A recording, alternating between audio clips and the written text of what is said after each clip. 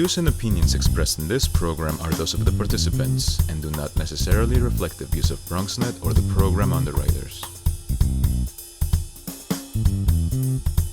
And hello, everyone, and welcome to Open, the one and only show that opens the Bronx and the rest of the world right to you.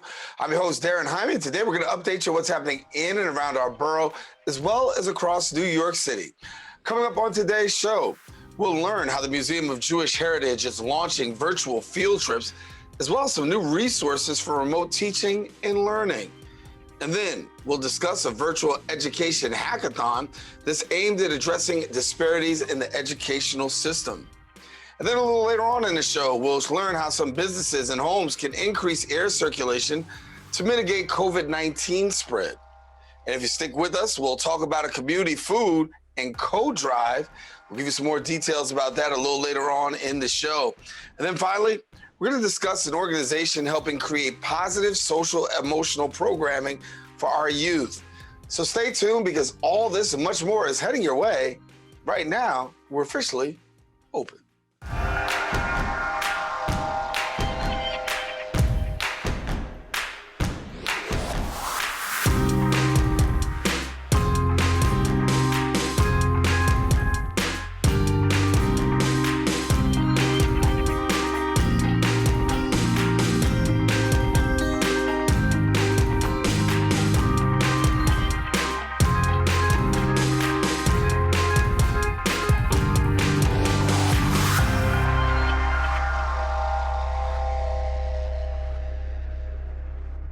And hello, everyone, and welcome to Open. I am Daren Jaime, and today is Wednesday, November 18th.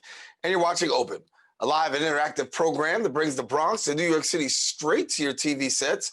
We also want to welcome our viewers who are on Manhattan Neighborhood Network, as Open is broadcast live simultaneously on the MNN channel.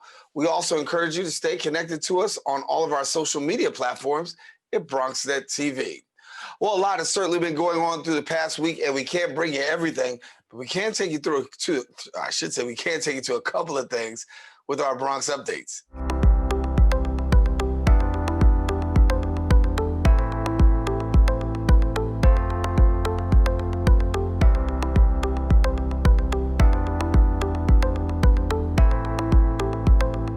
Starting off with coronavirus news. The race to COVID-19 vaccine continues as companies are still announcing plans to release a vaccine soon. Now, for many Bronxites, this could actually signal a return to normalcy. But the question is, once the vaccine is released, will Bronxites actually take it? Our Bronxite reporter Jericho Tran hit the streets and asked Bronxites this very question. With several drug-making companies announcing plans to release a COVID-19 vaccine soon, this could be the break that Bronxites are hoping for to regain some sense of normalcy. But do they trust it? No, I don't trust it. You'll be able to help the body and the immune system. I just feel like from the beginning steps, it was rushed. So I'll probably take it, but it'll have to probably be like a year after it's been out for a while. Mixed feelings among Bronxites after companies Novavax and Pfizer announced plans to complete a COVID-19 vaccine soon. If I see people are okay, then I'll probably take it. The Food and Drug Administration gave a vaccine produced by Novavax permission to begin phase 3 clinical trials next month. With $1.6 billion from the federal government's Operation Warp Speed, the vaccine production uses a plant-based compound and synthetic versions of the coronavirus protein in moth cells. We really need the cure for the COVID-19, and I think it's fair for us to, to be secure and have it, because how we're doing it is not really secure, like covering our face. Pfizer also announced their COVID-19 vaccine has more than a 90% effective rate. Lee Marie has a daughter and believes a vaccine could improve her family's safety. The kids are first. They have to be healthy. They are our generation. So they have to be healthy. They have to get the vaccine. Pfizer looked at the first 94 cases of COVID-19 among 43,000 volunteers and gave them either a placebo or the vaccine. The findings revealed that less than 10% of the infections were in people who received the vaccine. Dwight believes this vaccine could help improve the infection rate during the pandemic. I will take it right away, but I'll do some research as well. Pfizer hopes to complete the vaccine by next year with over 1 billion doses free to all Americans. In preparation for the vaccine, Governor Andrew Cuomo announced a vaccine distribution and implementation task force to review vaccines authorized by the federal government before distribution. Reporting for BronxNet, Jericho Tran. And thank you, Jericho. In other news, the Mott Haven Fridge, which is a local Bronx organization that's actually a community fridge in the South Bronx, is facing a new risk of possible eviction. Our BronxNet reporter Sanji Lopez brings us their story as they fight to stay open. For the past 7 weeks, the Mott Haven Fridge has helped combat food insecurity in the South Bronx by providing 24-hour access to fresh produce and non-perishable essentials in a community where more than 1 in 4 residents is considered food insecure. It currently stands on the corner of 141st Street and St. Anne's, and now the fridge is at risk of being evicted. We've been here for 7 weeks. We officially opened on September 24th, giving out food. Since then, it was painted. And very recently, the pantry and our shed came. Just yesterday, we had local teenagers paint it up. Families have come together to help support the fridge, and it's all happening right outside, right here in front of Cheeky's. We have children here, people here that don't have food. Okay, this is one of the reasons why the teacher brought it here. And we got to remember, a teacher brought this here, so he could see the need of this community. Everybody in this community is bringing food here. You have people that don't have jobs, people that's unemployed, whether they get food stamps, unemployment, but we're getting together and we're putting food into the refrigerator. It's bringing us together. Cheeky's Mini Market, the bodega hosting the fridge, is under new ownership. As a result, the landlord has given Mott Haven Fridge short notice to remove everything from the sidewalk. Organizers and the community urged for an opportunity to at least have open dialogue in order to figure out solutions and alternatives. Whichever players are at play in wanting to remove the refrigerator, whether it's Cheeky's or the landlord or their owner, again, it's not entirely clear. We just hope to be able to sit down and have an open dialogue and figure it out together. And because at the end of the day, if this is not working out for a business, then we don't want to be here. We don't want to cause problems for businesses. But what we'd love to do is come up with a proactive solution to figure it out. These people moved here 3 days ago, and now they want to move this fridge out of the community when this community in this corner of 141st and St. Anne's is so helpful. I've seen so many homeless people sleeping in the sidewalk, and the fridge at least give them something to eat. Organizers now ask for public support through a petition on change.org/Save Mott Haven Fridge.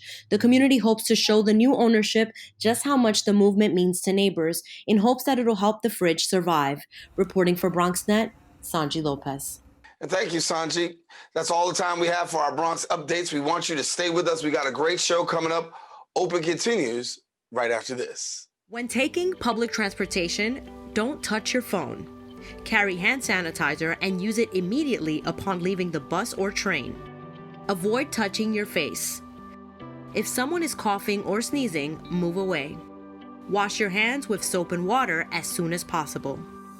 Limit contact with poles. If possible, avoid rush hour. Don't eat or drink on public transportation. Keep your bag off the floor or other surfaces. Avoid directly touching turnstiles. Stay up to date with the latest from your local health department and CDC.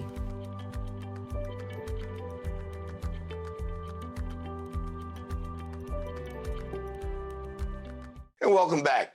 Serving as the third largest Holocaust museum in the world and the second largest in North America, the Museum of Jewish Heritage is committed to the critical mission of educating diverse visitors about Jewish life before, during, and after the Holocaust.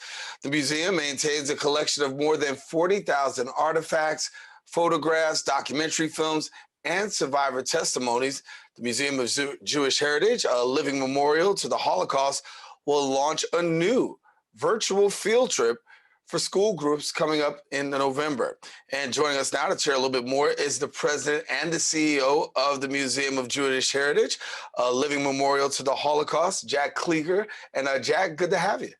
Thank you, Daren. Good to see you. Nice to meet you. Good to have you. And listen, for those people who may not be so familiar with the museum, as we said, third largest Holocaust museum in the world and the second largest in North America. Talk to us about how this came about. The museum was an idea that was started in the 80s, and it took quite a while to become a reality, but it was really the brainchild of a number of Jewish leaders in the business and professional community, Robert Morgenthau, the district attorney, Manfred Orenstein, George Klein, a number of business and civic leaders who decided that New York was one of the largest, the second largest Jewish population in the world, needed to have a memorial to 6 million, the Holocaust, and also a teaching institution that would not only remember but educate. And that is the twin pillars of the mission that were defined: remembrance and education. And we take those principles very seriously. The museum opened in 1997, and like BronxNet TV, we'll shortly be celebrating our 25th anniversary. And we've become a very serious participant in the idea to educate and teach, particularly students, about history and what hate can do and what hate did. Yeah. And when we talk about hate, one of the things that we will definitely focus in on for a moment is the Holocaust. And a lot of your work and work that goes on is about Holocaust education. Talk to us about the importance of it and why you feel it's important that people know about the Holocaust. Well, it's important because the Holocaust was a result of centuries of anti-Semitism that was finally combined with a very intelligent, educated, and will that translated into mechanized and systemized killing, who went after people, not just Jews, but gypsies, homosexuals, disabled, who were considered the other and who were considered inferior. And what is interesting about it is not just that it was a manifestation of a lot of different forms of hate, but many of the principles of racial superiority and scientific racism emanated from the United States with a eugenics anti-immigration movement that came about in the early 1900s. So this is not a specifically one nation's use of prejudicial information. It was how it was organized, but there were a lot of inputs to it. But the bottom line is that no event captured the ability of people to do the kind of evil that you've got to be taught and become sort of inured to. And so it's a lesson in how hate became not only systemized, institutionalized, but then acted upon by a whole nation, by a continent of people. And when you talk about Holocaust education, I want to take a moment just to go here because you offer this course, and this course is on Holocaust education. But I understand that the course is already sold out, and people have really gravitated to it. So talk to us about how do you feel about having this course sold out, and also is it going to be offered again since so many people want to know? Yeah. Well, there's two elements to our education. There's one, it's our educational curriculum that we do in cooperation with the New York City school system. We are actually part of the New York curriculum to teach Holocaust history and education and fighting anti-Semitism and hate in the 8th grade and 10th grade of the New York City school system, as well as private schools. So students are a very important factor for us. And last year, before the pandemic hit, we had over 60,000 students go through the exhibition with guides and teachers. And adult education is also an important part of that, not only groups, but field trips. And we have now instituted a virtual teaching curriculum and podcast, as well as virtual field trips for people to go through two programs we put together. And we've also done adult education courses. That's the one that sold out quickly, five session course that we will repeat, but it's basically about hearing about the Holocaust from both actual witnesses as well as teachers. So we take it on a lot of different fronts, but we start with teaching 8th and 10th graders part of a very important historical lesson, and trying to teach them that there were 3 types of people during the Holocaust other than victims. There were perpetrators, there were bystanders, and then there were upstanders. And we want people to know that they have to be not just not perpetrators, but they should not be bystanders. When they see evil and hate, they should do something about it. Yeah. And so I know part of your education is really taking people through virtually now, as we've all had to navigate through COVID, right? We're navigating through COVID, and a lot of people are having to do things virtually. So you've got these virtual field trips. So what are the virtual field trips that you got, and how can a person take a virtual field trip? Oh, well, first of all, they can all go to our mjhnyc.org/education, and they can find all of their opportunities there. But we've created 2 field trips to start with. One is about the Holocaust, and one is about immigration. The one about the Holocaust, life during the Holocaust, is about a 20-minute field trip that we put together, and it's called Meeting Hate with Humanity. And it takes from artifacts and parts of our exhibition, and then with our education department doing a narrative about it. We also, for students, have a version without a narrative where it's a Q&A between the teacher and the student. The other one is Love Thy Neighbor, which focuses on the immigration experience in the US, which is, of course, a very important part of the story of before, during, and after the Holocaust. So those 2 are the 2 first virtual field trips we launched.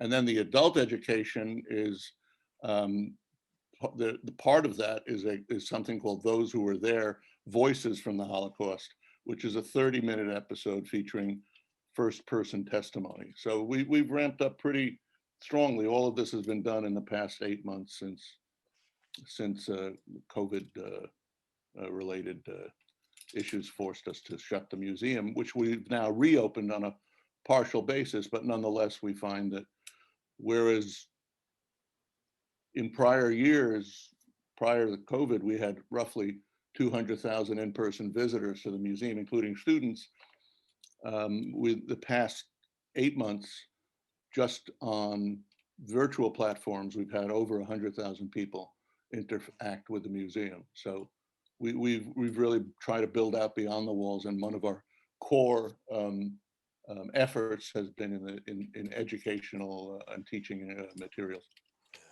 And before we go, please give the address for where if people want to actually come by the museum when things work out. Talk to us how they can get to the museum. Where is it? We're down at Battery Place, 36 Battery Place, right near the number 1 train.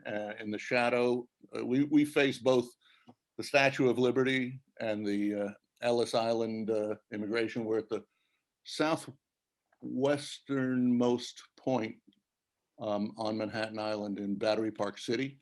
And y'all come down, and we're open Wednesday, Thursday, and Sunday from 10 a.m. to 5 p.m. You have to have a pre-purchase ticket online because of COVID. We don't have any walk-up tickets, and we don't take groups, but it's a great place to be, and we'd love to see you all, and I'd like to invite you personally when you're able to come down and come through the exhibition. Right now, our big exhibition that we have is the Auschwitz Exhibition, about obviously Auschwitz, and the largest exhibition about concentration camps ever in North America. That'll be here through May of 2021.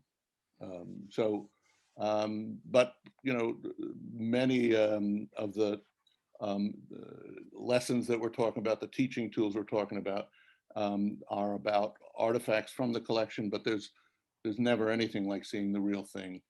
Absolutely. Absolutely. You can watch a game or you can play a game. Yeah.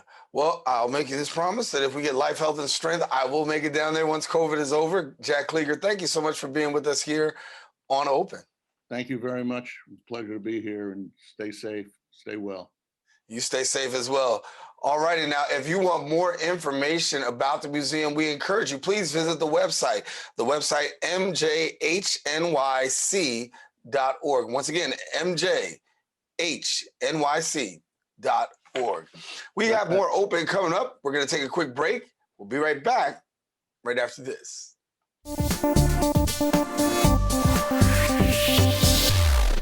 Who's most at risk for coronavirus? People over 65, people with underlying medical conditions like heart disease, chronic lung disease, asthma, diabetes, people undergoing cancer treatment, and people with weakened immune systems. What should you do if you or a loved one is at higher risk? Avoid close contact with people, avoid crowds, stay home if you can, wash your hands frequently, learn more ways to protect yourself and others at coronavirus.gov. And welcome back. Start Lighthouse is a not-for-profit that's actually supporting lifelong literacy through a two-generational approach by creating access through customized literacy kits, literacy programming with a racial justice lens, and fundamental workshops for families. The organization is hosting a virtual decolonizing education hackathon, and the hackathon is actually a commitment to creating anti-racist spaces in addressing disparities within the educational system.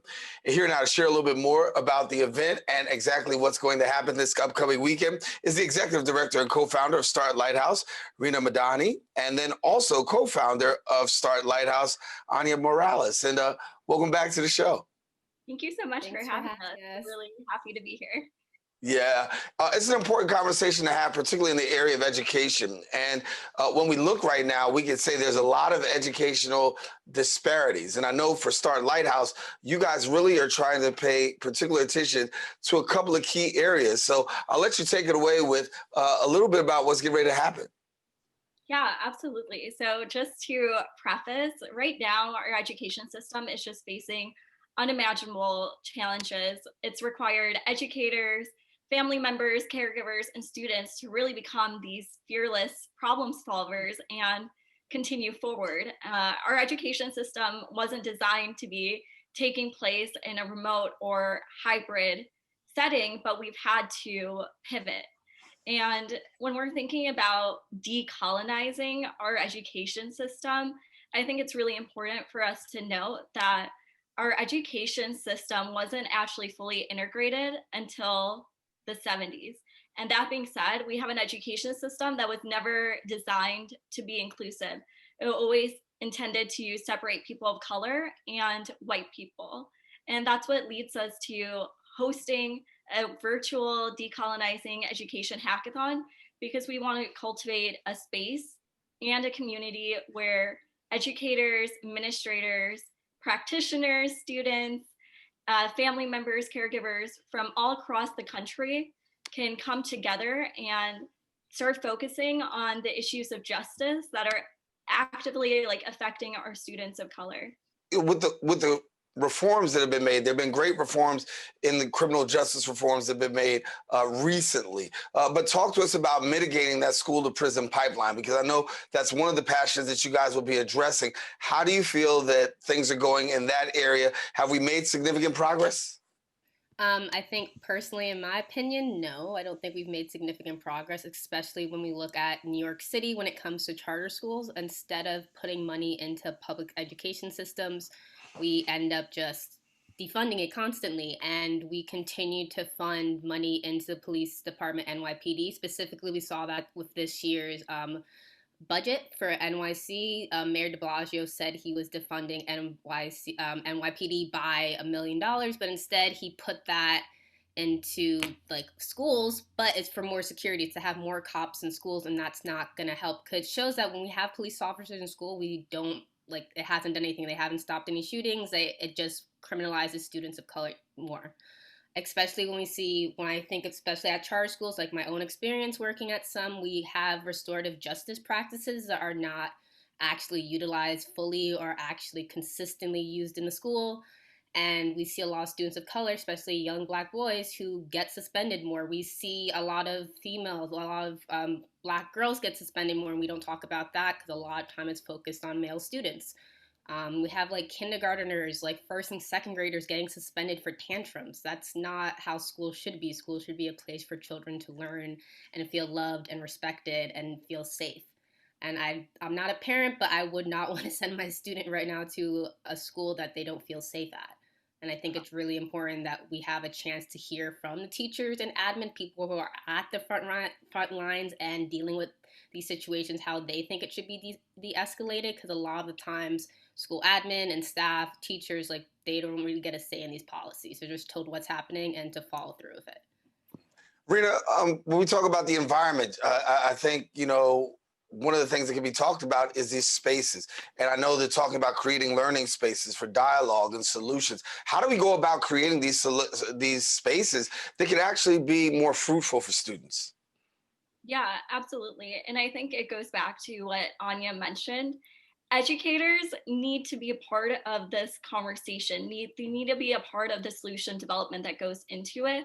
And oftentimes, their lived experiences and what they're actually seeing in their respective classrooms aren't actually being addressed by policymakers. Policymakers are so removed from what's actually happening in the classroom. And that's the whole purpose of us as an organization taking that active effort to bring educators to the forefront of this conversation and allowing them to feel empowered to make those changes. And I think those changes can only come about when we all work together collectively, because clearly what we have happening in our education system for a very long time, it's just not working. And given the pandemic, I think it's just really magnified the disparities that we continue to see. Yeah. I want to talk about the racial justice component too, because that's a separate program that you guys have. And so talk to us a little bit about the racial justice program and what you're looking to achieve. So in regards to our racial justice literacy program, Anya and I have been educators in the South Bronx, and we've had our respective lived experiences in the classroom. And for us as educators, it was incredibly important for us to think about how can we cultivate a space and a community where our students can start having conversations about race and racism in a developmentally appropriate and relevant manner. Based on both of our respective experiences, when we've been teaching, we've been handed a very Eurocentric, whitewashed curriculum. And that is just not relevant. And it's also just not applicable to the students that we're serving. We need to be finding stories that really celebrate their resilience and their joy. And that was really the purpose of us trying to cultivate a racial justice literacy program for our students to have these conversations and to have the space and really be empowered with that belief that they're never too young to stand up against injustice. Yeah. Anya, talk to me about how do you feel in that regard? Because when you talk about racial justice, the way history is presented, we know that history is not accurate, and we know that it's not always well balanced and presented. Talk to us about what that would mean in the life of a student to have that kind of balance, to have that kind of representation. I mean, scientifically, I'm currently in grad school to be like, I know the facts that when we do have a curriculum and we're teaching students that they are able to see themselves in this, and they can also celebrate people of color doing amazing things. So a lot of the times when we look at U.S. history, we started with just talking about slaves. Black people were slaves, we had segregation, civil rights movement, and then everything went back and everyone's happy and racism doesn't exist. And that's not how it is at all. Like, why are we teaching that to students? We should also teach like the joy of all these like amazing scientists, mathematicians, inventors who are people of color, and they need to have these stories told. Scientifically, when we have research has shown that when children are exposed to that, even when they're teenagers, that actually helps them learn better. They're able to like remember the material more sufficiently, and actually proves critical thinking because they see themselves in these roles and they know they could be more than what's happening in their life right now, and that they'll remember this and like want to learn about it. And it does increase like their ability to learn more and be on grade level. Because I understand, like, especially Rina and I have talked about this, like, when we reflect back on our own time as a student, like, we don't learn about those things. Like, I was lucky to be able to go to college, and now I'm in grad school, that I was able to cultivate the skills to critically think about these situations and have my opinion about it, but I had to do that on my own. And I don't think any child should have to deal with that. I feel like you can have these conversations in kindergarten like you can have them in 12th grade. Yeah. Well, thank you so much for sharing with us, Anya and Rina. I know you got a major weekend coming up. I want to wish you the best for this upcoming weekend as you tackle some of these hard issues. Thanks a lot. Thank you so much for having us. Thanks for having us. All righty. Well, listen, I want to let you know, if you are watching and you want more information about this upcoming weekend, the events that are taking place, please visit their website at startlighthouse.org. Once again, their website is startlighthouse.org. And we encourage you, don't go anywhere. We still have more open coming up. We'll be right back right after this.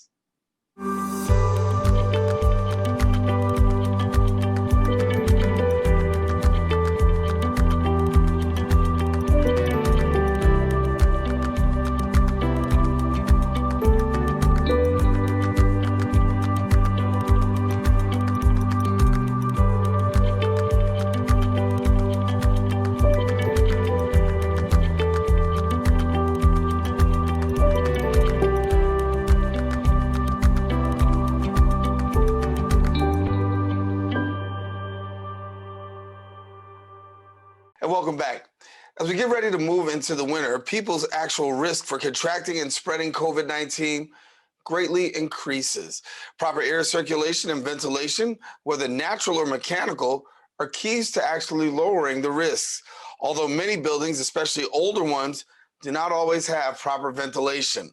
Well, the question is, what precautions can you actually take, and what initiatives should actually businesses and homes take to increase airflow in mitigating the COVID-19 spread?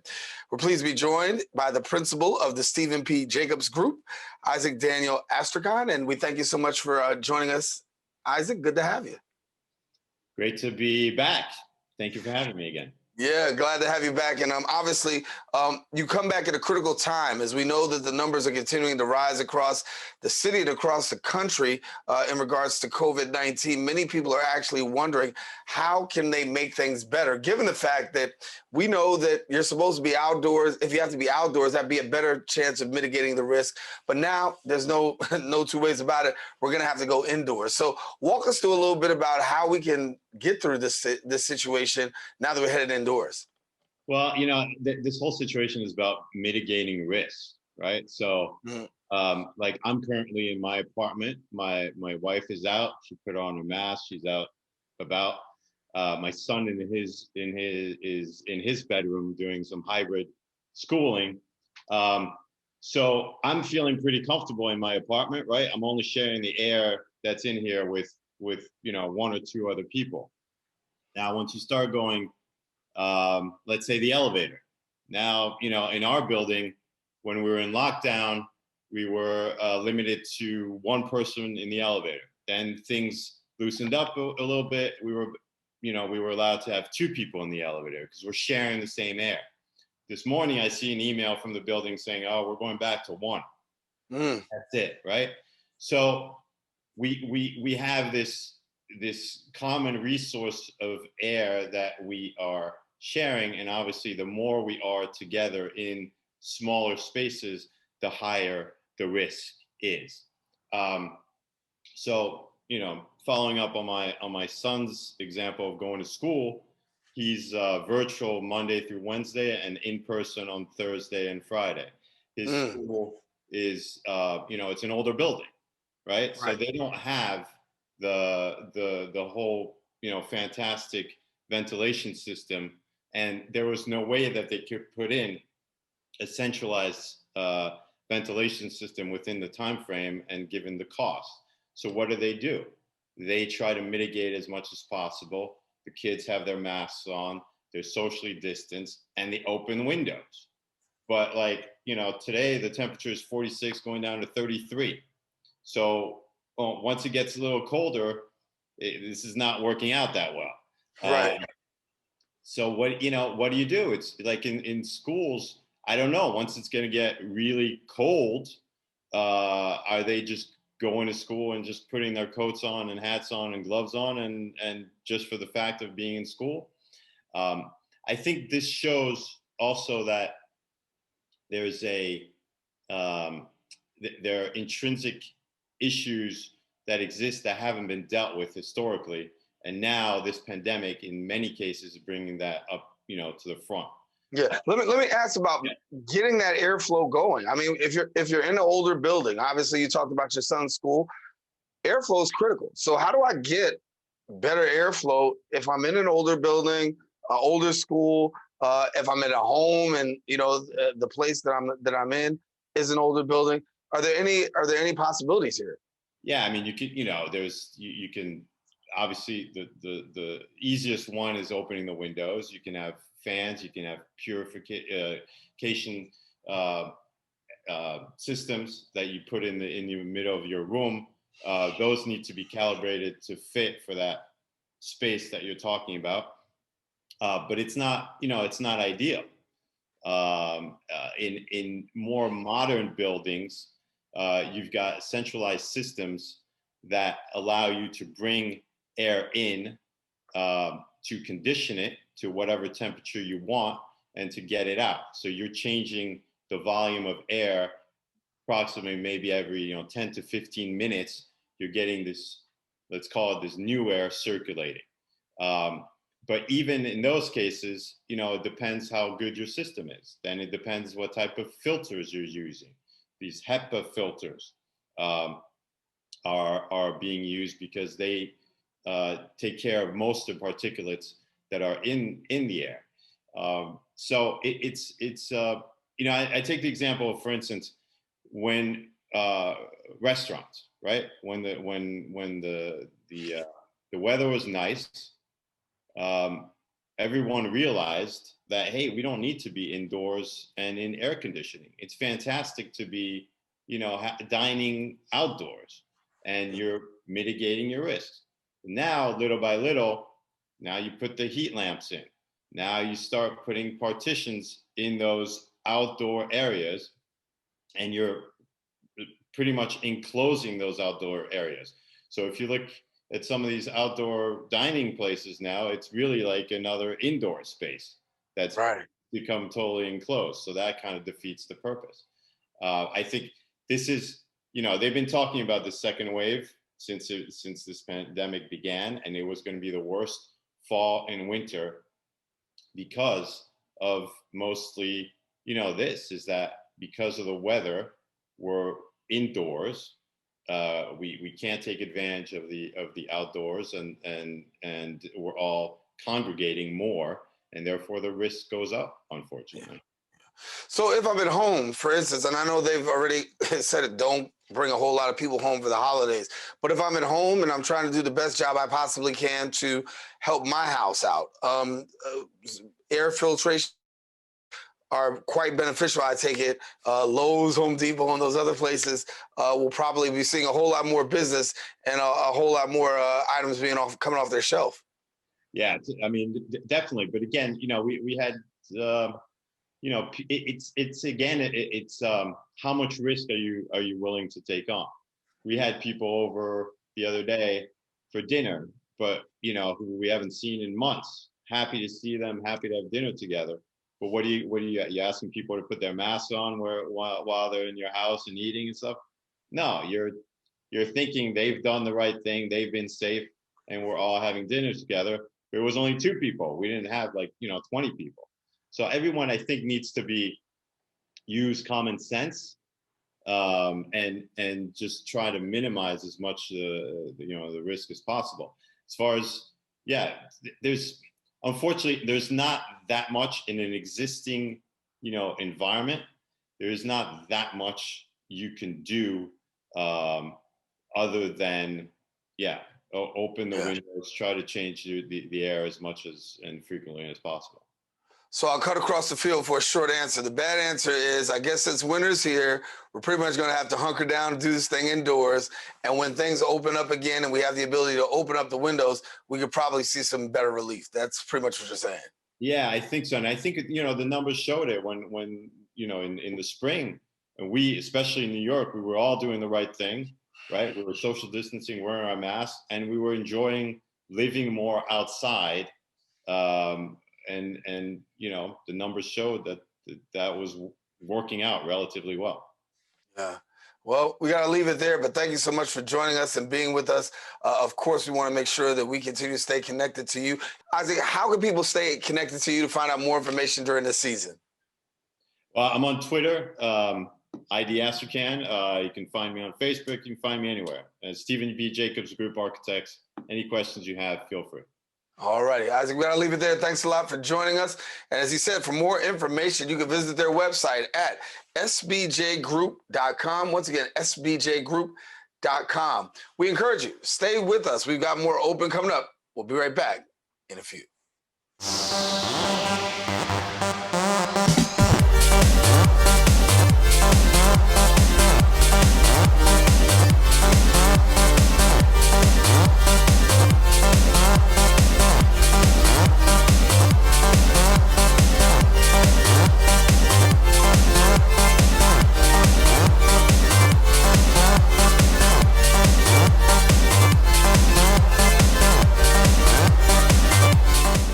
Welcome back. The Rebirth of a Woman is a women's-based movement that's actually providing different artistic platforms for survivors of abuse and trauma. And during this holiday season, they are doing some very special things.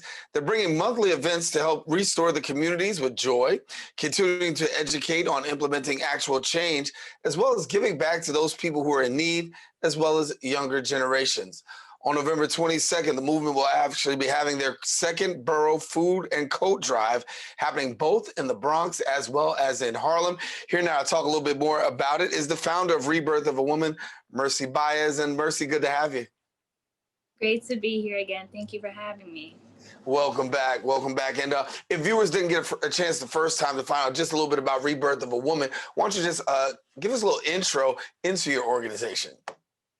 Absolutely. So my name is Mercy Baez. I'm a women's advocate for domestic violence and sexual abuse. And the Rebirth of a Woman was founded in 2016 in New York City, and it provides different platforms for survivors and supporters of survivors of different traumas, specifically started with domestic violence and sexual abuse. And we expanded to all identities and all ages to help encourage, educate, and uplift anyone who may have been experiencing trauma. And so we do provide different platforms. It is on an artistic based level, but we have now our give back events for this holiday season until spring 2021. And we're really excited to continue uplifting and helping our communities of people. Yeah. And we know that the holidays are coming up right next week. And I know on November 22nd, you've got a food and coat drive. Talk to us about why you felt it was important to do this. Yeah, so on Sunday, the 22nd, this is going to be our second two-borough food and coat drive. We wanted to target the high traffic locations where we see people that need the most support with any food donations, any clothing donations.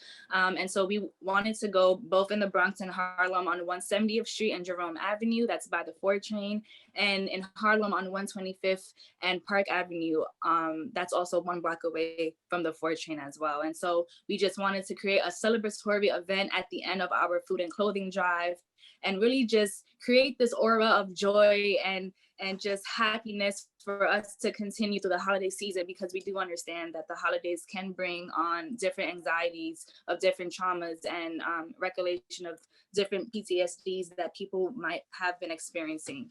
Yeah. A little bit more on that, because when we talk about the holidays, right? We know that the holidays are, a special time. But then for those people who've experienced trauma, it's not so good a time. But all of us in one way, shape, or form have been affected by COVID-19. Talk to us about what you're hearing, how people are feeling, and what you're hoping that this is going to be able to do amidst all of that. So we are hearing the different uprises of COVID happening again. And so there's a lot of concern around what does it look like for our continuation of our new norm. And so we are definitely following the precautions of our 6 feet distance. We are definitely allowing people the different chances to keep themselves healthy. So we're educating them on the right foods and the right nutritional diets that they can follow. A part of our give back events is we're allowing them the opportunity to change their diets and to bring that into their homes and into their communities so that we can have a healthier environment. So November 22nd is the big day. And also we got Christmas coming up around the corner as well. Any plans for Christmas? Yeah. Yes, we are actually going to launch our first empowerment circle for this year. It's going to be another give back event for both clothing. For both our clothing and our food drive. And then we're going to have a toy giveaway and a very special celebration. The empowerment circles are very intimate, up to 25 persons at a time. And we're going to start with a mommy and me empowerment circle to bring that back at home and understand how to continue being a mother to your parent, being a parent and a mother specifically to your children during this holiday season. What have you been hearing in your conversations with mothers, parents, and those victims? I mean, obviously during this time, a lot more weighs on their hearts. Yes, I've noticed that a lot of children need support with their homeschooling. I've noticed that parents need a lot of support as well with managing the times for homeschooling and for their work period. And I know that COVID has allowed these different anxieties, depression, and PTSD to go to a higher rank, specifically because there's different norms that we have to learn how to follow and try to get used to. And so it's something that leaves a lot of families uncomfortable. And they're really excited to have these events to come to feel that warm energy and to be around other people who too are experiencing similar traumas during this time because of COVID, and just continuing to support one another and just spread that joy. Yeah. And so as we're talking about spreading joy during the holiday season, talk to us about this year. How important is it for you to do this year's event? I know last year was a great success. Talk to us about this year and what you're feeling about this year's event. This year, I think it's very specific to me because I had to deal with my own healing back at home during this COVID time, during dealing with two separate pandemics of a continuation with racism and with COVID. And so it's been a lot personally on myself. And so it's very personal for me to share my new light now that I've experienced with my new journeys of healing. And hopefully different persons can hear that testimony and take whatever they learn from my story onto their own story. And hopefully it can help them navigate through the continuation of their journey with healing, because we are really, really adamant about just passing along tools that worked for us, and hopefully it can work for the community. So this year is very, very, very specific to me because it's a specific healing that I've grew with and learned during this time. And this is the first time allowing that testimony out publicly for people to understand, to hear, and to take what they can with them for themselves. For mothers and women who want to become a part, because you do some great work, right? How do they get connected to you and the great work that you're doing? So we are continuing to raise funds so that we can have these events happening. It's at gofundme.com/rebirth give back events. You can contact me on social media. My Instagram is Lord of Mercy, LORDDA_Mercy, MERCY. And there you will find my email address, and you'll find all of the other ways to connect with both myself and with my organization. And our website is coming by the end of this year. Okay, well, Juan, thank you so much for being with us. Great to have you back with us again. Best wishes on the upcoming event. We know that it'll be a success as you continue to impact many lives. Thanks a lot. Thank you so much for having me. All righty, Mercy Baez on Open. And if you want more information, please visit her Instagram at Lorda_Mercy and the Rebirth of _ a woman. And we encourage you, stay with us. Don't go anywhere. We still have more Open coming up. We'll be back in a few. We know that people are dealing with the health crisis, but there's also a lot of food insecurity. We're giving out healthy food options, and that's what's key here. If you're a senior, you have a disability, they'll actually deliver meals to you. The residents are anxious, they're worried, they're scared, they want to be tested. When things were happening in our community and we couldn't get the help. There's almost a presumption of criminality that attaches to your skin color. The site will prioritize those who are at highest risk in the population. If you feel symptoms and you'd like to visit one of these COVID-19 testing sites here in the Bronx, you may call the State Health Department's hotline. Important to note about this site is no reservations are needed. This is a walk-in clinic. A lot of us are out of work and looking for something to do. We have the machinery and the skills to make large scales of these masks and gowns. Take care of your people. It's going to go way further than we actually can understand. Right now, employees like myself are just adjusting to the new reality. Reporting from BronxNet, we built a media network for you. BronxNet TV. Come learn in your new state-of-the-art studios at Lehman College. At Mercy College. And coming soon to the South Bronx in the Hub. Inspire with your stories, culture, history. Your Bronx on BronxNet. Engage with us. Connect with us at your channels and at BronxNet.tv. Learn, engage, inspire. BronxNet TV. From the Bronx to the world. BronxNet. And thank you for staying with us. Help Emotion World is an organization that's actually giving students the opportunity to engage in a program involving a website and video game creation from a social change perspective. Youth will get a chance to engage in a productive after-school program, allowing them to have an outlet that's going to help voice concerns of their choice, addressing some of their social emotional concerns. And here now to join us and tell us a little bit more about the program director, or I should say is the program director of Help Emotional World, Taisha Dent. And Taisha, good to have you. Hi, how are you? Good morning. Good morning. Good morning to you. And so talking about making a world of difference in the lives of young people, share a little bit about this, because when we talk about, this program, it's pretty unique. Oh, thank you so much. Pretty much, I started thinking about this program during my social work career. I've been in a career for over 10 years, and I work with a lot of youth and families.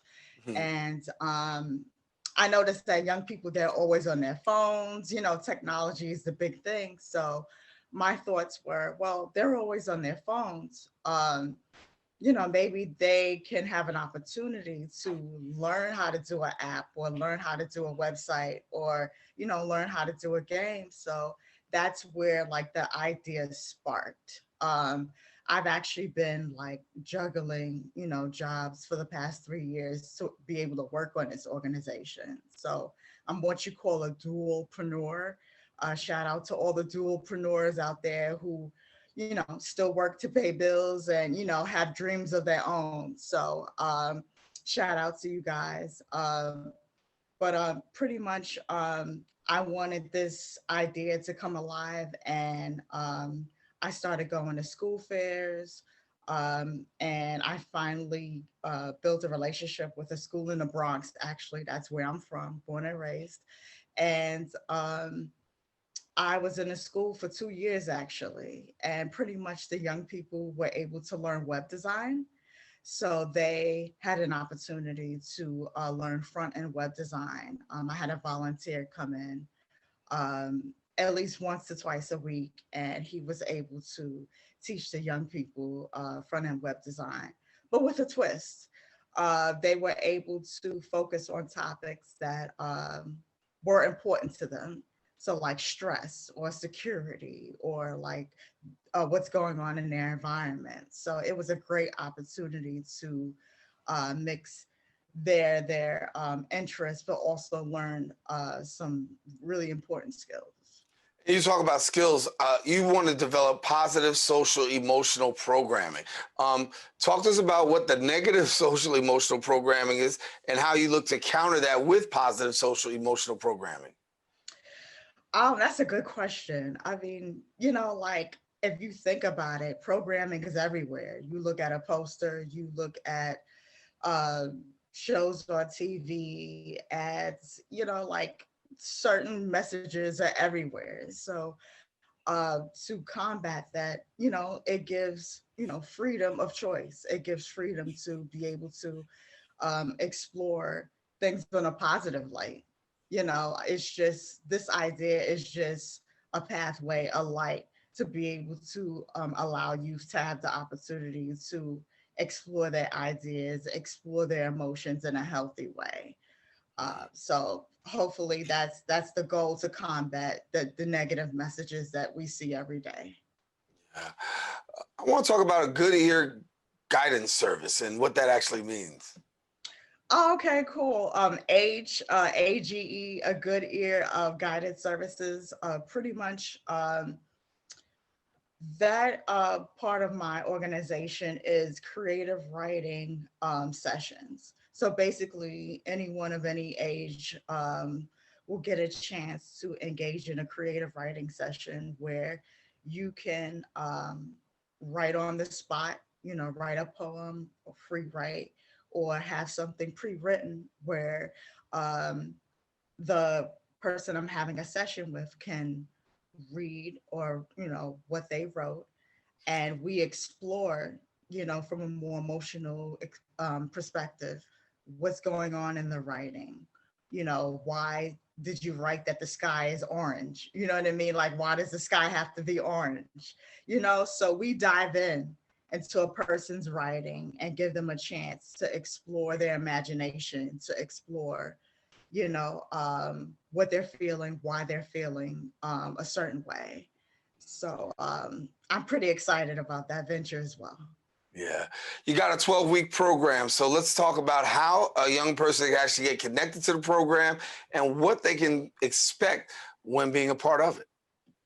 Sure. So I go into schools. I do have a website, www.help, H-E-L-P, emotion, E-M-O-T-I-O-N, world, WORLD.org. Basically, you can go on the website and get a chance to view the work that I've done so far and reach out to me if you would like to have the services provided at your school or nonprofit organization. And pretty much young people get a chance to be around their peers. They get a chance to grow with their peers throughout the 12 weeks.